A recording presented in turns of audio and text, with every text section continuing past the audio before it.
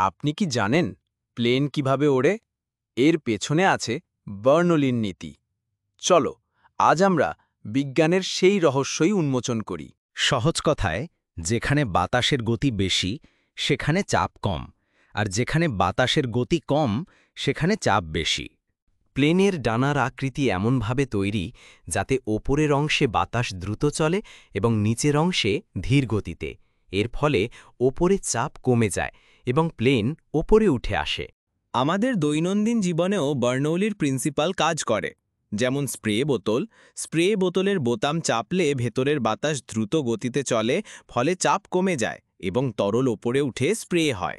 দুটি কাগজের টুকরোর মাঝখানে ফুঁ দিলে তারা কাছাকাছি চলে আসে, কারণ মাঝখানে বাতাসের গতি বেশি হওয়ায় চাপ কমে যায়। বার্নৌলির নীতি হল, একটি তরল বা গ্যাসের প্রবাহে যেখানে গতিশক্তি বেশি সেখানে স্থিতিশক্তি বা চাপ কম থাকে। যেমন একটি সরু পাইপের মধ্যে দিয়ে জল দ্রুত প্রবাহিত হয়, কারণ সেখানে চাপ কম। আবার চিমনি দিয়ে ধোঁয়া ওপরে ওঠার কারণও বার্নৌলির নীতি, কারণ বাইরের বাতাসের চেয়ে চিমনির ভেতরের বাতাস গরম ও হালকা হাওয়ায় দ্রুত ওপরে ওঠে, ফলে চাপ কমে যায় এবং ধোঁয়া বেরিয়ে যায়। কেমন লাগলো আজকের ভিডিও? কমেন্ট করে জানাতে ভুলো না যেন।